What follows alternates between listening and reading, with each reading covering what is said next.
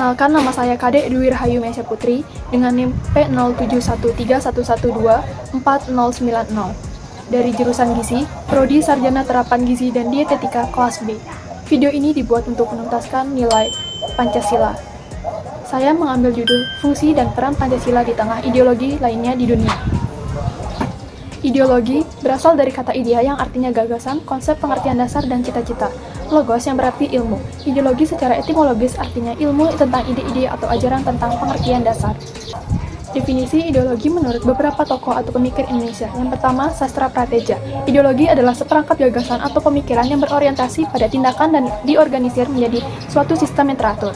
Yang kedua, Surjanto. Ideologi adalah hasil refleksi manusia berkat kemampuannya menjaga jarak dengan dunia kehidupannya.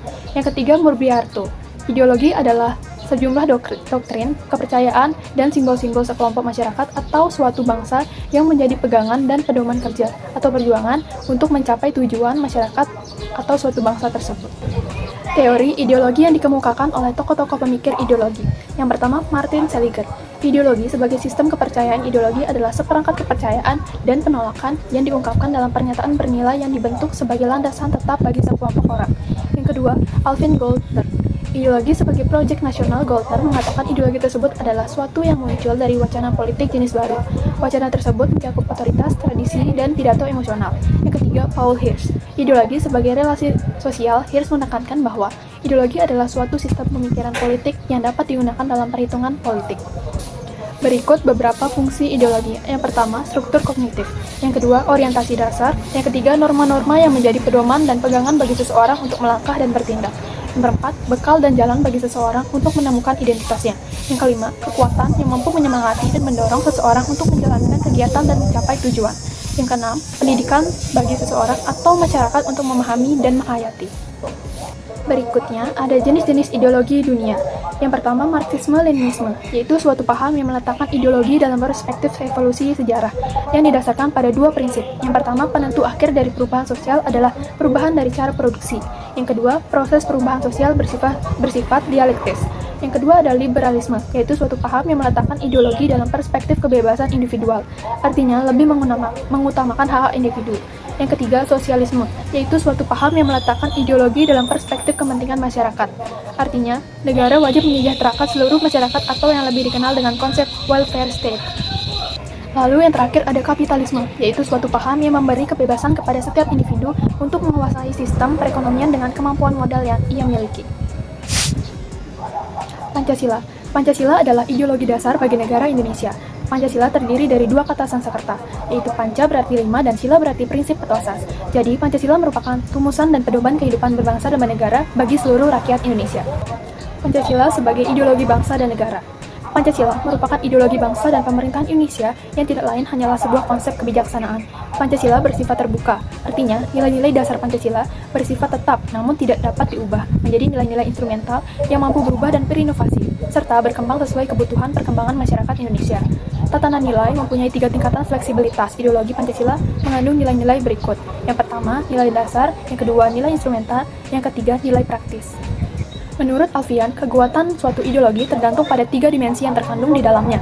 Yang pertama, dimensi realitas. Yang kedua, dimensi idealis. Yang ketiga, dimensi fleksibel. Pancasila sebagai suatu ideologi tidak bersifat kaku dan tertutup, tetapi bersifat reformatif, dinamis, dan terbuka. Hal ini dimaksudkan bahwa ideologi Pancasila adalah bersifat aktual, dinamis, dan antisipatif, dan senantiasa mampu menyesuaikan dengan perkembangan zaman, ilmu pengetahuan, dan teknologi, serta dinamika perkembangan aspirasi masyarakat. Pancasila memiliki 3 dimensi. Yang pertama, dimensi idealis, yang kedua, dimensi normatif, yang ketiga, dimensi realitas. Tantangan era modern ini dapat mengancam eksistensi bangsa Indonesia dalam pusaran arus dunia saat ini. Dampak negatif lainnya yang muncul akibat masuknya pengaruh ideologi asing di Indonesia ke seluruh berbagai aspek kehidupan, yaitu yang pertama menyebabkan keterpurukan bagi negara-negara lain yang tidak bisa menyeimbangkan arus globalisasi. Yang kedua, munculnya prinsip pasar atau perdagangan bebas atau AFTA yang disebabkan karena ketika Perang Dingin berakhir dan komunisme di dunia runtuh.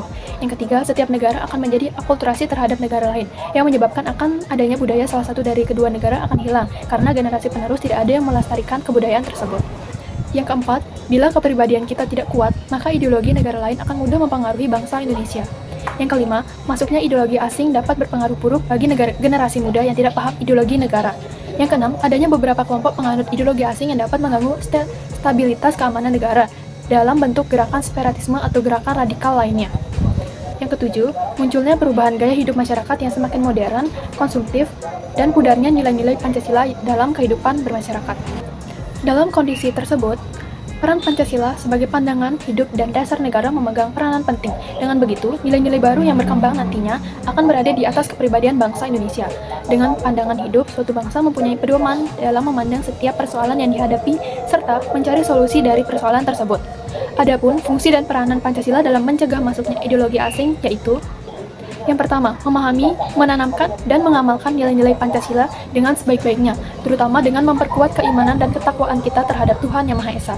Yang kedua, memperkuat, menyadari, dan mempertahankan bahwa kita adalah Indonesia yang sudah sepantasnya mencintai budaya, adat, dan istiadat negara Indonesia agar tidak luntur. Yang ketiga, saling menjaga semangat nasionalisme yang sesuai dengan sila Pancasila yang kemudian diterapkan dalam kehidupan sehari-hari. Yang keempat, khusus untuk para generasi muda dalam upaya peningkatan pemahaman dan pengamalan nilai Pancasila sebagai filter dari semua pemikiran atau ideologi asing. Yang terakhir, tetap melestarikan dan mengembangkan nilai-nilai Pancasila sebagai dasar negara dan ideologi nasional, sebagaimana yang telah dirintis oleh para pendahulu kita dahulu.